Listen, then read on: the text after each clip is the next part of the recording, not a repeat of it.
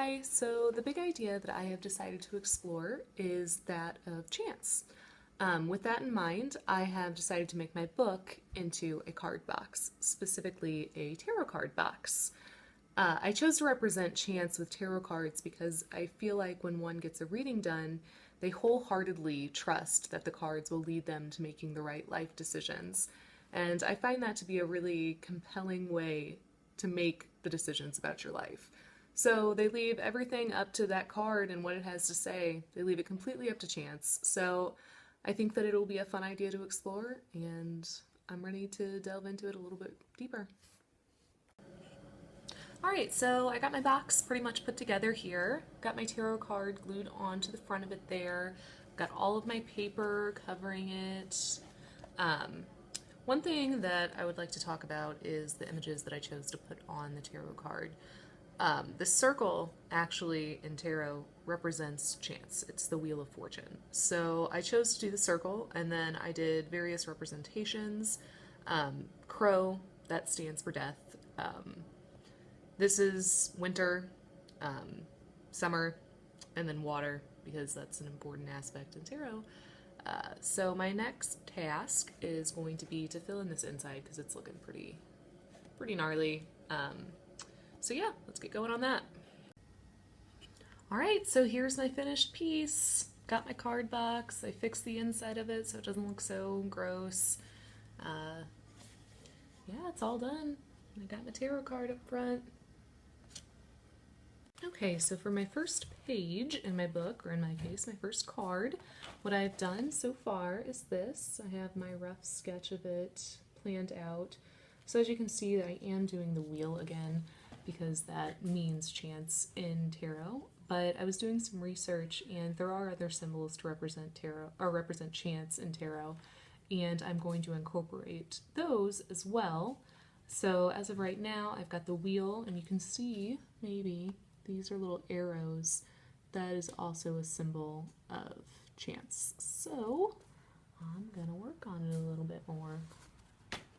And I glued my special paper onto the back, and something really unfortunate happened. You can kind of see the spots from the glue. So what I'm going to do with that to fix it, I'm mixing up some tea here. You can't really see it. There you go. And I'm just going to lightly brush that tea over my tarot card with a paintbrush to tint the white paper so that the glue blends in a little bit more. And I think that that'll be fine. Definitely can make it look kind of old, which isn't a bad thing. So I just have to be careful after I put that tea on there that I put this under some books so that the paper doesn't crinkle.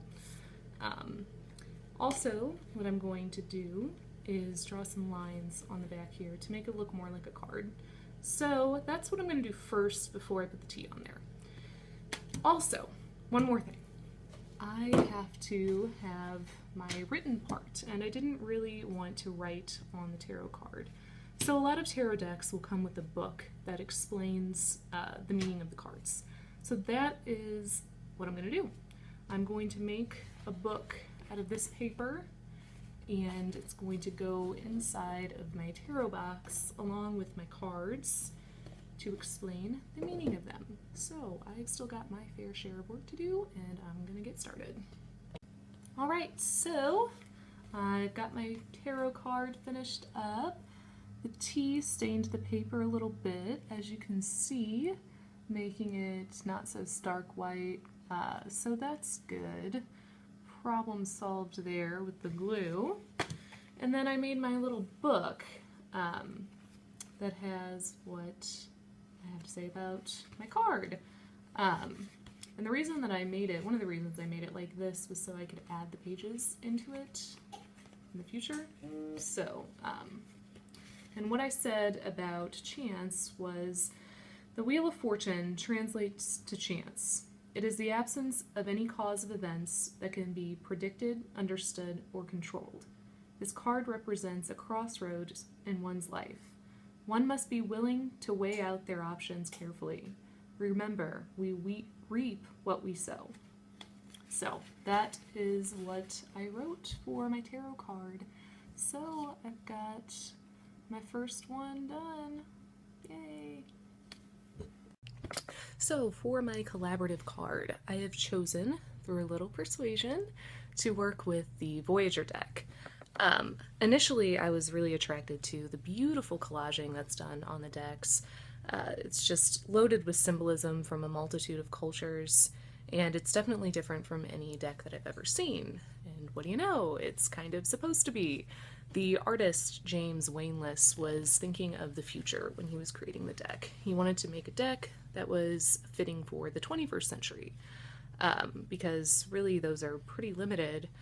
Just for a little bit of history, tarot decks first came out in the 16th and 17th century in France and Italy, and they were used as a means of predicting the future, which we know now is impossible through things like quantum physics. There is no such thing as an objective future.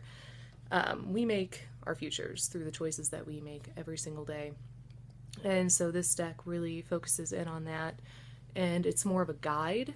When you get a reading done on the Voyager deck, it just helps you come to the right conclusions of things that are going on in your life. So it's an interesting and new way to look at tarot, and I really liked that. So Wainless calls it a map, and I think that that's really interesting. So I decided to work with that deck for that reason, and I chose the Hermit card to work with on this deck because since the Voyager deck is all about looking towards the future and being in the 21st century, when one gets the Hermit card in tarot, it's really just means reflection and learning how to block out the world around you and just meditate, really, which is so hard to do in the modern day with fast-paced lifestyles and what have you. So yeah, I did think that that was fitting to work with the Hermit. So conceptually, I am working with the Voyager deck on that, and then I'm literally going to be collaging like he does, but this is really, really modern, and my first card isn't really at all. I kind of like the way that the old ones look, so I kind of had to mix our two styles. So I found a photograph on the internet that I am going to work around.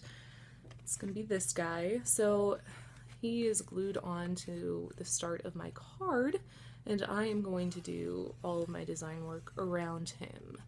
So I will be collaborating literally and conceptually, and that's about it. Going to get to work. Tarot card number 2 is finished! Yay! So you can see I've finished my tarot card here. I collaged this guy on here, my Hermit guy, like I said I was going to do, and then I did my design work around him. I put him in the woods because he's a hermit and he's supposed to be in solitude and all of that good stuff. I'm kind of disappointed. I mean, I wanted it to be obvious that he was collaged on there, but I kind of wish that it would have been a colored copy now, because you can tell that he doesn't match, but I feel like it should be more obvious. If he's not going to match, then he should like really not match. So that's kind of disappointing in retrospect. I wish I would have changed that, but overall I'm pretty happy with the way that it turned out, and I put it on the paper and did the line work on the back side again like I did with the first one. And then in my booklet I wrote, added another page for the Hermit, and it says, "The Hermit is a symbol of guidance, solitude, and introspection and inquiry. One would greatly benefit from quiet moments alone spent reflecting. It is imperative that one focuses inward when seeking a greater understanding of the world around them. The Hermit is also associated with wisdom. Accept and offer astute insights at this time." So, that is it. Got my second card done. Pretty happy with the way it turned out.